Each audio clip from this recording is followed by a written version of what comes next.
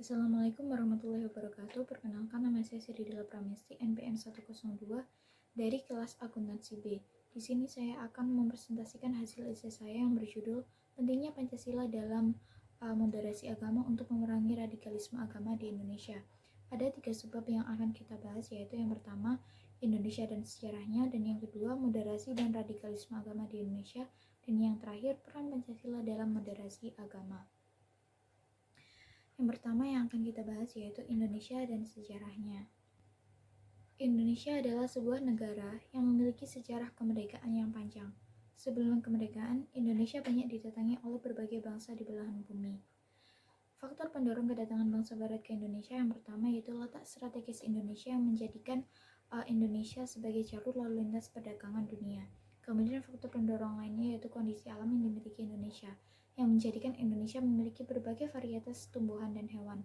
Kemudian adanya semboyan 3G, yaitu gold adalah semboyan yang mendorong mereka untuk memburu kekayaan, glory, kejayaan yaitu dengan memperluas wilayahnya, gospel, kondisi yang mendorong bangsa barat untuk menyebarkan agama ke daerah koloninya. Kemudian berikutnya yaitu dapat kita lihat ada gambar burung Garuda dan Sumpah Pemuda. Saat sebelum kemerdekaan, keberagaman yang ada di Indonesia itu membuat perpecahan atau gap pada bangsa Indonesia. Hal itu dapat dilihat dari bangsa Indonesia yang pada saat itu tidak dapat merdeka karena suku-suku yang ada di Indonesia masih bersifat kedaerahan. Hingga akhirnya terjadi peristiwa Sumpah Pemuda yang menyatukan berbagai keberagaman yang ada di Indonesia.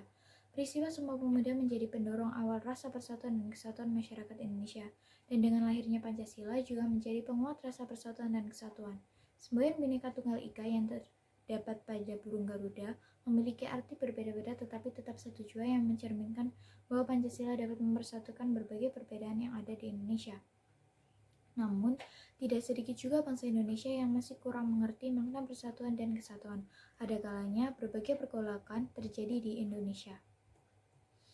Kemudian materi berikutnya yaitu moderasi dan radikalisme agama di Indonesia. Dapat kita lihat di PPT ada gambar keberagaman agama. Dalam berbagai keberagaman di Indonesia, yang membuat radikalisme kuat di Indonesia yaitu keberagaman agama. Radikalisme dapat diartikan sebagai paham yang menginginkan perubahan maju dengan cara kekerasan.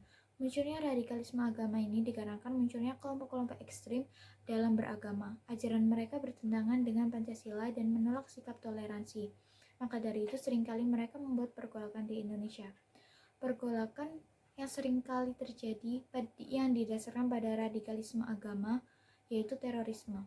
Terorisme ini sangat meresahkan masyarakat Indonesia. Di dalam ajaran mereka diperbolehkan untuk melakukan pembunuhan dan kekerasan. Menurut saya, orang-orang yang bertindak radikal ini disebabkan karena ajarannya yang sedikit menyimpang.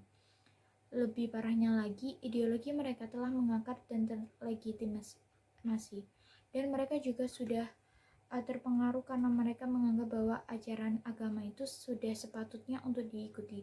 Padahal menurut saya itu adalah pandangan yang subjektif.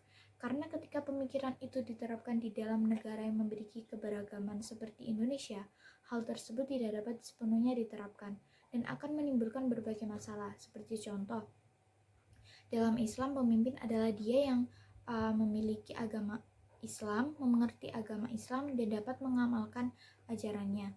Dan ketika itu diterapkan di Indonesia akan menimbulkan kekacauan karena telah jelas kasus itu sama persis dengan bagaimana sila pertama lahir, yaitu ketuhanan yang Maha Esa. Kita hidup di negara Indonesia dengan beragam agama tidak dapat mendasari segala tindakan kita berdasarkan ajaran agama yang kita miliki. Kemudian yang berikutnya, agama juga telah terselubung ke kehidupan politik masyarakat Indonesia. Padahal jika kita menilik lagi, kita tidak dapat menempatkan agama di dalam kehidupan bermasyarakat, apalagi di dalam kehidupan sosial politik.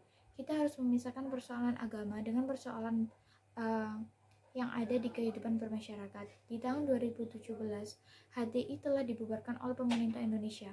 Organisasi yang berkedok organisasi masyarakat itu menginginkan negara Indonesia sebagai negara Islam.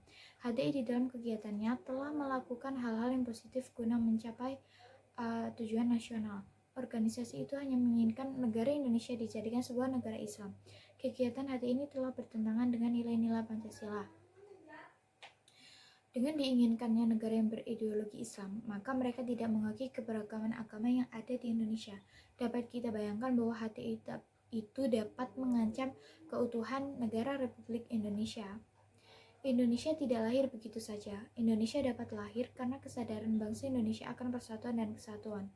Pancasila yang dijadikan sebagai dasar negara dan lahir dari pemikiran masyarakat dahulu itu tidak dapat dihilangkan begitu saja dari masyarakat Indonesia. Dapat kita simpulkan bahwa Pancasila begitu penting di dalam kehidupan masyarakat Indonesia. Selain itu, moderasi agama itu sangat penting untuk kita jadikan pedoman dalam bermasyarakat. Moderasi agama menuntut kita untuk mengamalkan ajaran agama kita namun tidak berlebih-lebihan. Di negara dengan beragam agama ini, kita tidak boleh mencampur adukan masalah agama dengan kehidupan bermasyarakat. Sudah seharusnya moderasi agama ditanamkan di dalam diri masyarakat Indonesia. Dengan berbagai keberagaman yang ada di Indonesia itu, terutama keberagaman agama, maka moderasi agama akan membuat masyarakat Indonesia hidup dengan harmonis dan rukun. Selain itu, kita sebagai masyarakat Indonesia harus bisa mengamalkan nilai-nilai Pancasila karena Pancasila berperan sangat penting.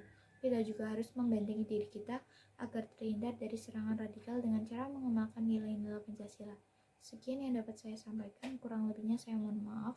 Wassalamualaikum warahmatullahi wabarakatuh.